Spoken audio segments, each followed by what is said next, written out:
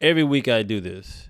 Every week I am trying to find a new way to start this off. I don't even like to say the word podcast.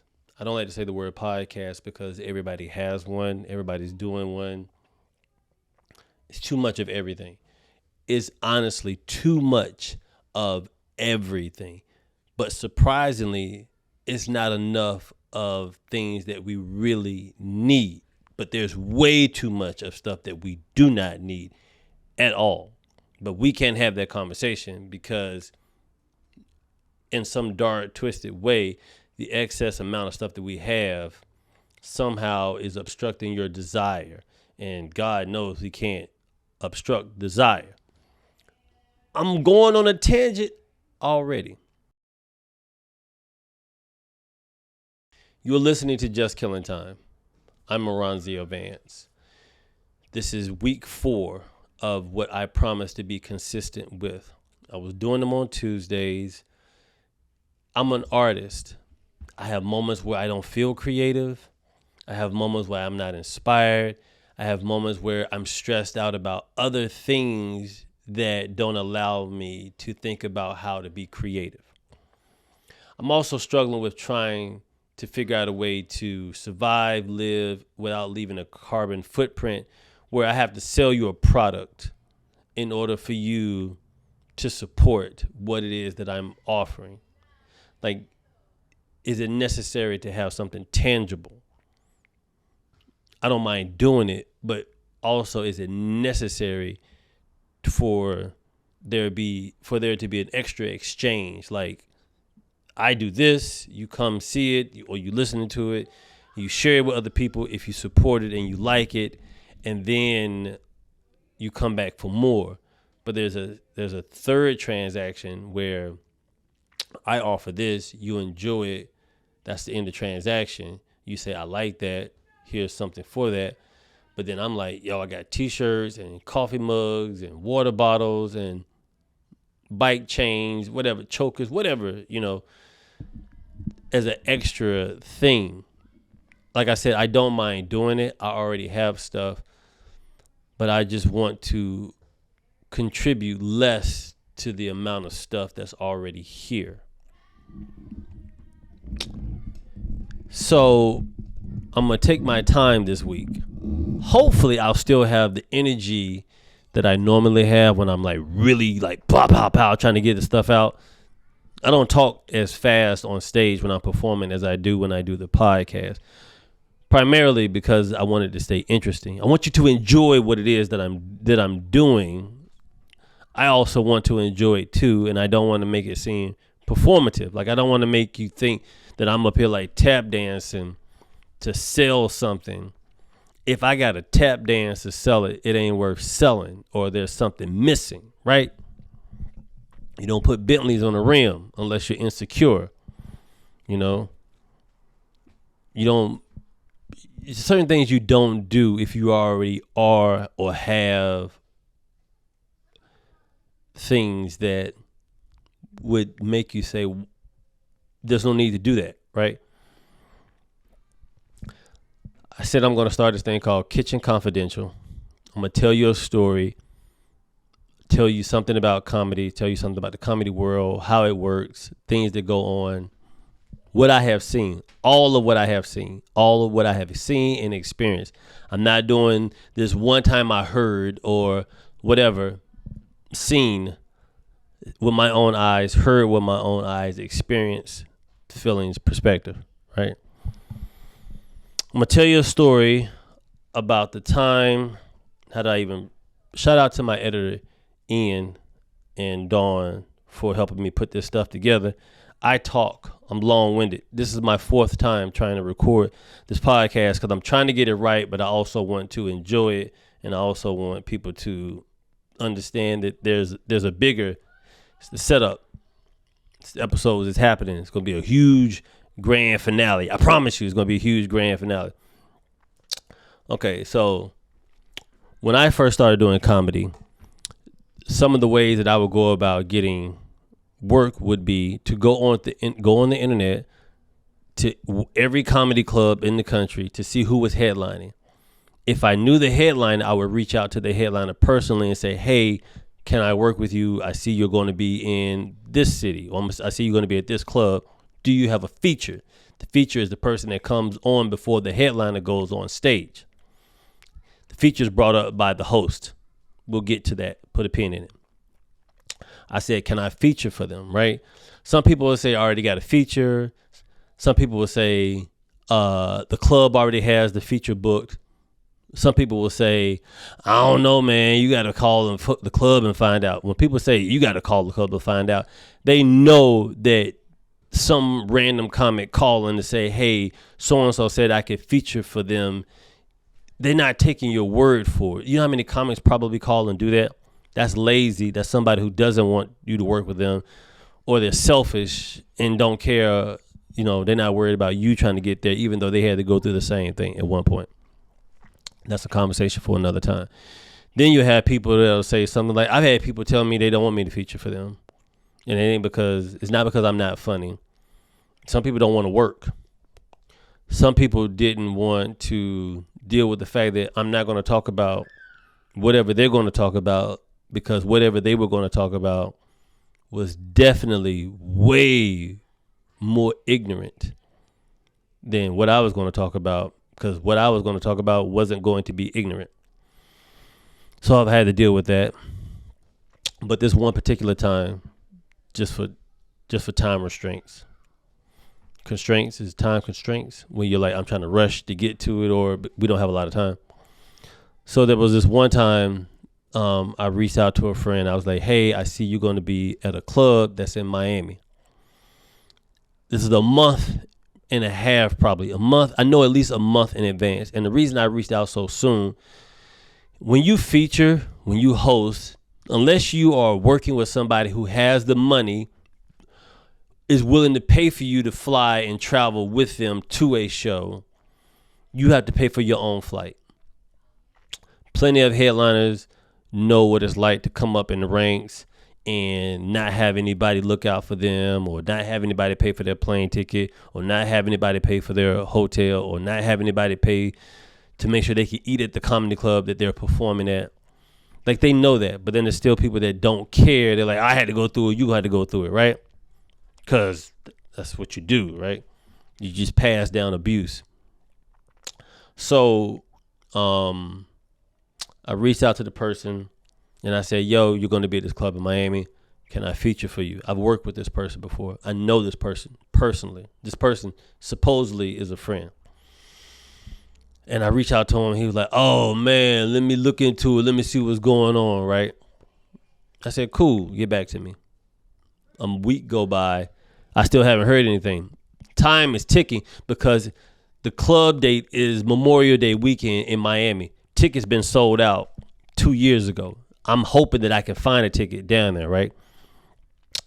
I hit him up a week later. He's like, oh, I ain't looked into it yet. Let me call right now or whatever. Never called. Another week went by. I asked one more time. He said, I'm working on it. I left it alone. He called me the day before the shows in Miami and said this to me. Yo, if you still want to do Miami with me, you can do it if you can get a ticket.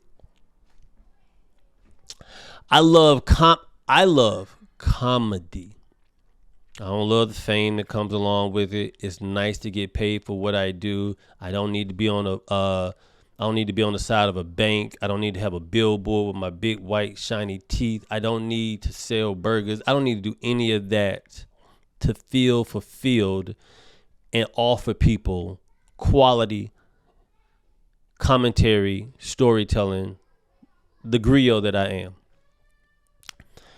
I don't need all of that. I just want to be able to take care of the essentials, travel to have experiences, to have things to talk about.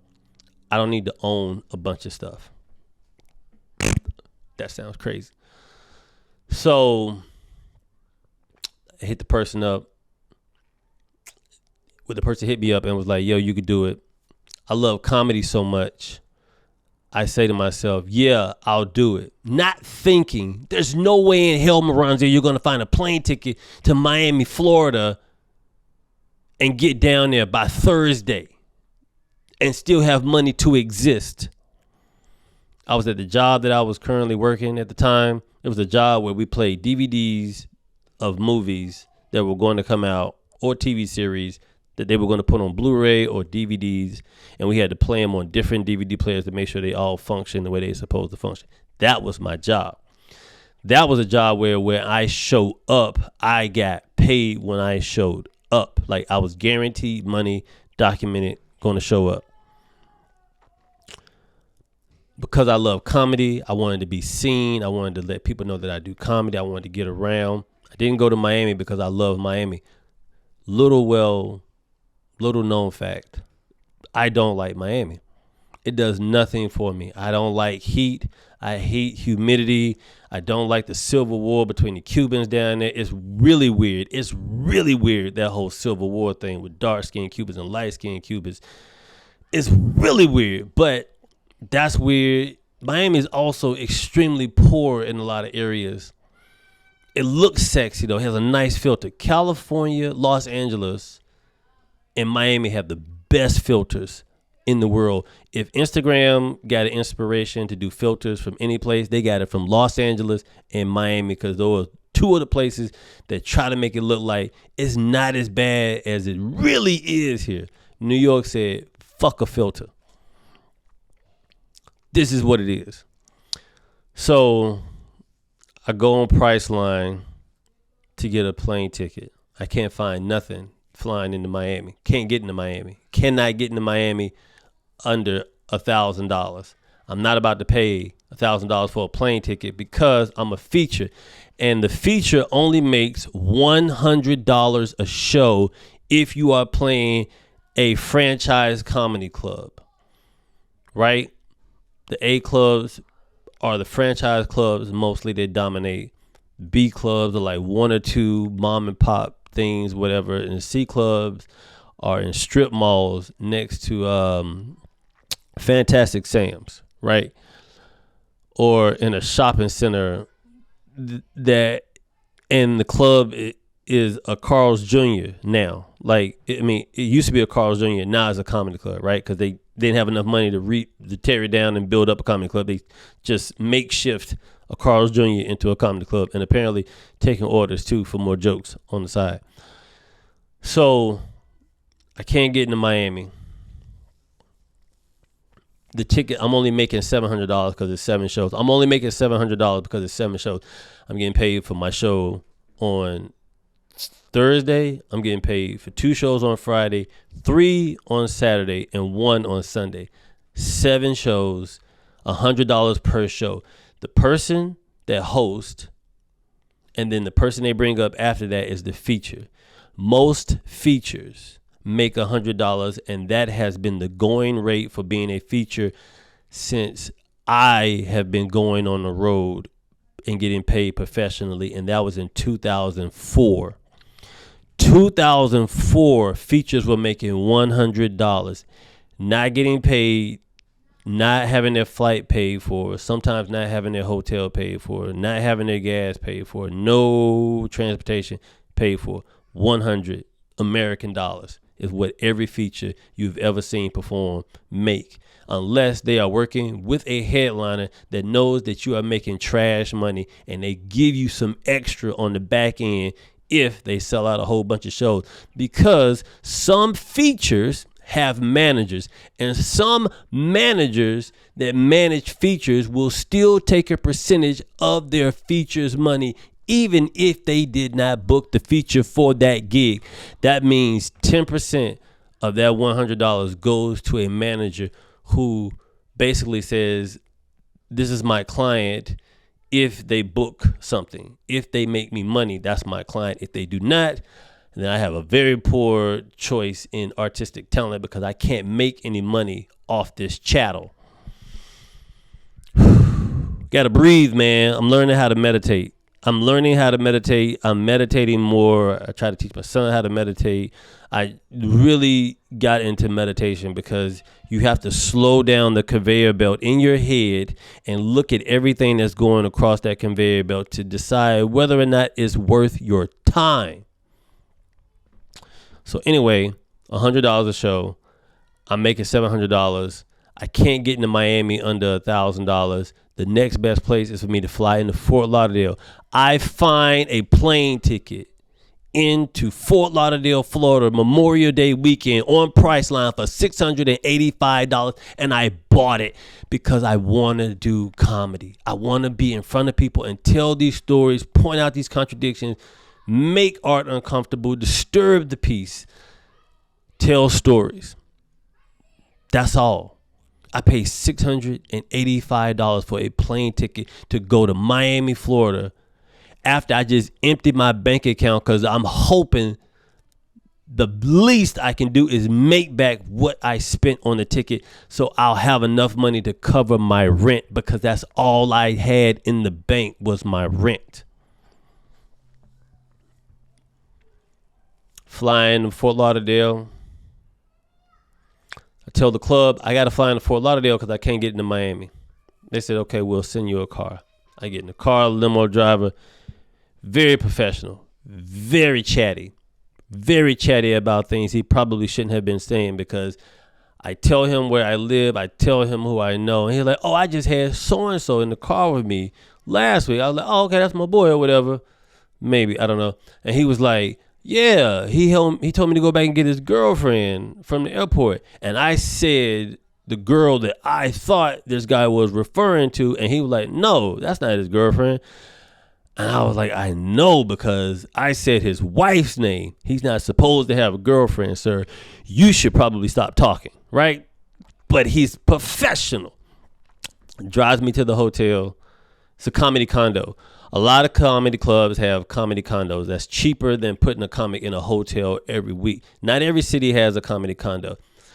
Not every club should have a comedy condo, because the comedy condo can be good or bad. It could be great if you're in a city that has one, like Phoenix, Scottsdale area. There's a club that has a wonderful 2-bedroom condo that makes you think that your career is going great. And you're like, I should probably look into buying one of these. And then you realize how much you're making. And you're like, shut up.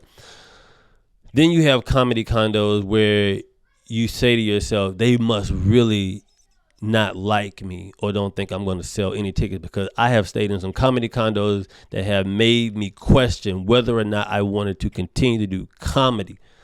One of them I think had bed bugs. One of them I had to share with the manager of the comedy club. Weird, son. Weird.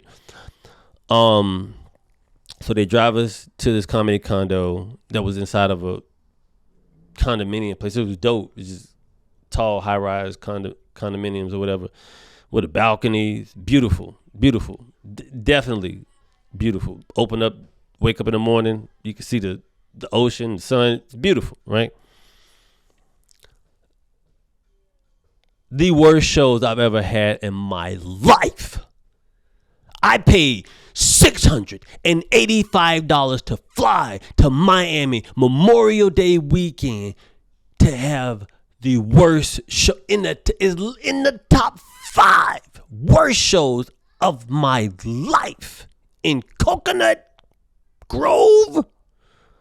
Holy, yo. I was also young in comedy at the time. It was like 2004, 2005. So I was still like learning the ropes, getting my voice. But I knew I was funny, and I know what I can do because I've done it before. But that crowd, Memorial Day weekend, but also the comedian that I was working with drew the type of crowd that makes me say to myself, I gotta go to college to become a lawyer, because a lot of people in this room are going to need one day. For so many reasons. I was so sad. I was so depressed doing those shows. I was like, God. I was like, I could just write for a white comic, because I can't do this. This was hard. 7 shows. At the end of the week, look, I spent $685 on a plane ticket. I didn't have the money to eat around Miami. People like Miami got good food. I don't know that because I've never gone to Miami at a point in my career where I could just go out to eat in Miami to a place that would make you say, oh, they have good food here.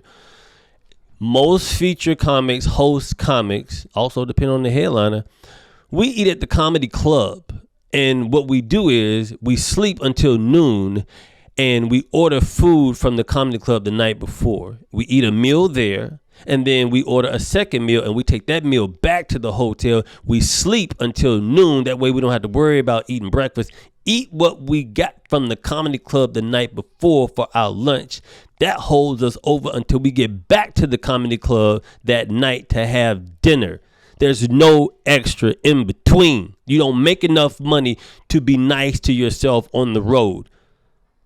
And I grew up poor, so anytime I would go out of town, I would want to get at least a new shirt to reward myself for getting booked or be able to work outside of LA. Right? Didn't even have money to do those things because you want to look nice for the thing that you want to appreciate you. You want to look nice for comedy. So I'm trying to buy shirts or shoes when I go out of town. I couldn't do that when I went to Miami. I couldn't eat when I went to Miami. I just ate what I could, right? At the end of the week, they bring you into the office, the manager, GM, whoever runs the club, to pay you. Sometimes they'll say, hey, you had a great week. You're funny. I'll make sure you come back. Those are great managers. I would love to see you headline. I think you're funny. I'm going to put a word in. Whatever. Great. You have people that are like, yo, thanks for coming in, whatever. So I've had people not even look at me while they fill out a check and hand it to me, smoking cigarettes, the whole room. Terrible. West Virginia. Oh, God. So then you have managers they're dicks. They're miserable. Either they hate comedy or wanting to be a comic. Like something's not working where you work at a place that creates laughter and you are miserable. But I do get why some managers are miserable because some headliners are trash and they make their lives miserable. I don't try to make anybody's life miserable. I was headlining for years. I never abused the power because I didn't feel like they wanted to give me the opportunities that I was getting anyway. And I didn't want to screw it up more by proving them wrong by saying, see what happens when we gave him something? He did that. So to avoid getting with that sticker on me, I just never did anything. Just did my shows left. So I get into the office. The guy gives me a check. He says, you're funny, man. We'd like to have you back. I knew he was lying because I hated every show I did. Then he gives me a check for $600. And I looked at the check and I was like, whoa, I thought I was getting paid $700. He said, yeah, we had to charge you for the car that we sent to pick you up at the airport in Fort Lauderdale. They charged me $100 to send a town car to pick up a feature that's not making headliner money and charged me $100 for the car. And I was like, yo, but I paid $685 for the ticket to come here. Oh, man, that sucks. The best I could do is give you $650. I got to charge you something. Yo, this dude charged me $600. He charged me $50 for a town car that I never asked for to come pick me up. Had I known that it would have cost $100, I would have arranged it to ask a local comic in the area to please come pick me up from the airport. Like, we got a community. But they didn't even give me that option to say, hey, just so you know, it was going to cost $100, so you may want to find another way to get picked up. I made $685. I paid $700. I paid $685 to get there. I was in the hole. I wasn't going to even get the money back that I spent to get there. I'm leaving with less. The only thing that saved me was the comic that I was headlining with, that I was featuring for, he had Orlando the following week. And we just stayed in Florida, drove to Orlando, and I made $600 there, which still made me feel like trash because I lost my ass in Miami. I lost my whole ass in Miami. So when people say to you, like following your following your dream, following what you believe, it costs to believe. It costs to gamble on yourself. Like, you gotta believe in yourself if you're going to risk everything in the process.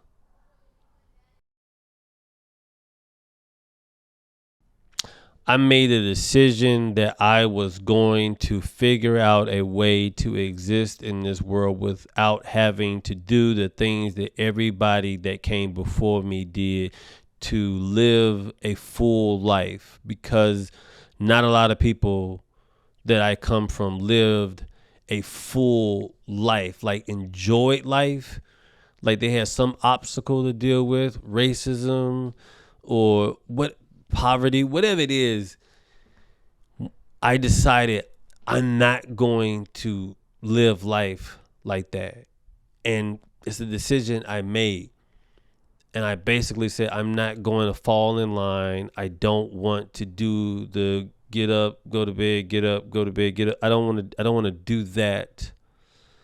I don't want to be a part of a system that I don't believe in terms of what I'm going to be a teacher. I don't agree with the way I know so many teachers that are unhappy with the system that they're in because they don't feel like they're teaching children. How are you going to be a part of something that won't fix itself because it benefits more if they never fix the problem?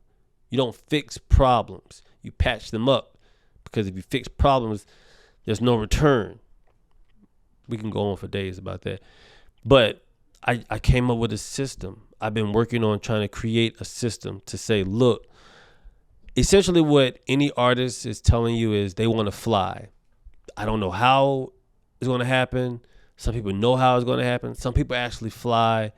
But goddamn, if you're with somebody who wants to fly, support the fly.